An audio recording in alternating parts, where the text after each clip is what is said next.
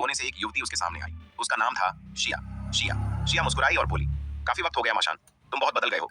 माशान ने उसे पहचानने की कोशिश की, पर कुछ भी याद नहीं आया। असल में शिया को ब्यूरो 749 ने भेजा था। मकसद था माशान को बिना जबरदस्ती चालाकी से वापस लाना।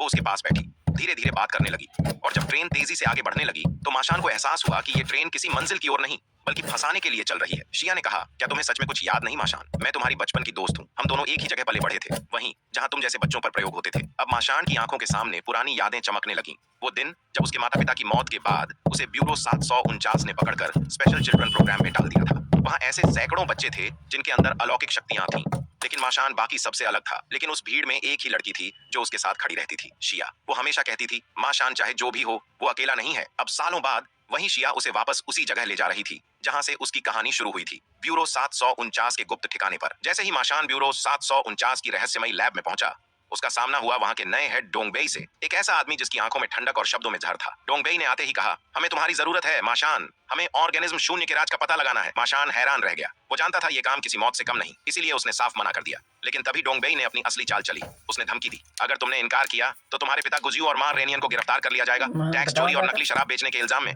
ये सुनकर माशान के कदम ठिठक गए। वो जानता था ये इल्जाम झूठे हैं। अब डोंगबेई ने कहा, अगर तुम सच में काम के हो तो पहले अपनी ताकत साबित करो। उसे एक हाईटेक टेस्ट रूम में भेजा गया। वहां एक विशाल वर्चुअल मशीन थी जो एक लौ की विशाल गेंद को नियंत्रित कर रही थी, जो चारों तरफ से माशान पर हमला कर रही थी।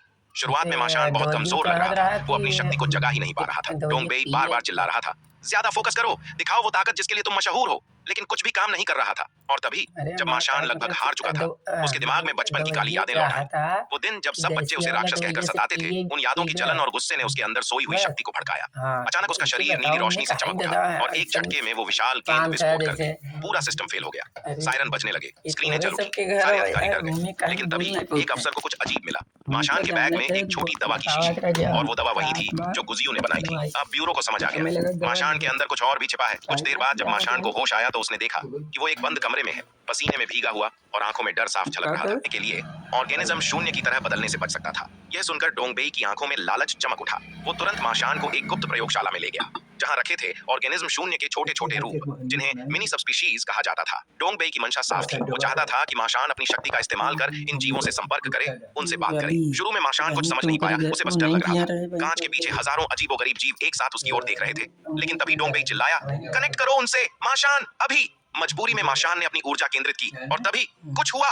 कमरे की लाइटें झपकने लगी, मशीनें शॉर्ट होने लगी, और अचानक उसके दिमाग में एक अनजान आवाज गूंज उठी। वो आवाज कह रही थी, माशान तुम हमारे जैसे हो, हमारे साथ आओ, चलो इस मानव जाति को मिटा दें। माशान के चेहरे पर डर साफ झलक रहा था, लेकिन उसने ये सब किसी को नहीं बताया। उसने सब कुछ अपने अंदर दबा लिया। उधर गुआन की नजर सब पर थी। वो समझ गया था कि कुछ तो हुआ है, क्योंकि जिस पल माशान ने आंखें बंद की, कमरे का हर सेंसर असामान्य ऊर्जा डिटेक्ट करने लगा था। उसे अगले चरण पर ले जाओ। अब माशान को उस कमरे में ले जाया गया जहां ब्यूरो ने 18 साल पहले खदान से निकाले गए धातु के मलबे को सुरक्षित रखा था। वो मलबा जो ऑर्गेनिज्म शून्य के साथ पहली बार मिला था। उस कमरे में अंधेरा था, चारों ओर स्टील के टूटे हुए टुकड़े पड़े थे, और हर धातु से एक अजीब सी जीवित धड़कन सुनाई दे रही थी। अब कहानी अपने सबसे रहस्यमयी मोड़ पर पहुंच चुकी थी, क्योंकि सच अब सामने आने वाला था। सालों पहले एक एलियन जहाज पृथ्वी की कक्षा में दाखिल हुआ था। उनका मिशन था एक भयानक राक्षसी प्रजाति को पकड़ना और उसे नष्ट करना। लेकिन किस्मत ने करवट ली, वो जहाज धरती से टकरा गया। साथ वो रहस्यमयी ऊर्जा स्रोत भी टूट कर बिखर गया।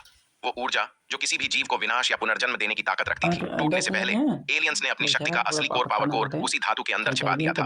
वक्त बीतता गया और अब उसी कोर की शक्ति का आंशिक वारिस था माशान। और तभी 3 एलियन आत्माएं प्रकट हुईं। उन्होंने माशान से कहा, तुम हमारी शक्ति के उत्तराधिकारी हो, अब भाग नहीं सकते।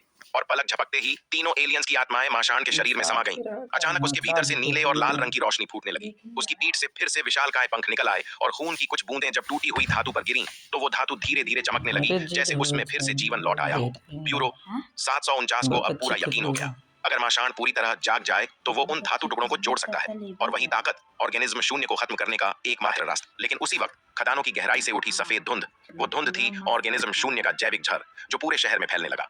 और देखते ही देखते आसमान के सारे पंछी उस धुंध से संक्रमित हो गए। उनके शरीर म्यूटेट होने लगे। अब वो पक्षी नहीं बल्कि हवाई शिकारी दानव बन चुके थे। पूरा शहर दहशत में था। लोग चीख रहे थे, इमारतें जल रही थीं, और इस बीच डोंगबेई पर जनता का दबाव बढ़ गया। वो जानता था अगर अब कुछ नहीं किया गया तो सब खत्म हो जाएगा। तो उसने एक धोखेबाज योजना बनाई। उसने कहा, अगर माशान खुद से नहीं लड़ेगा तो हमें उसे लड़ने पर मजबूर करना होगा।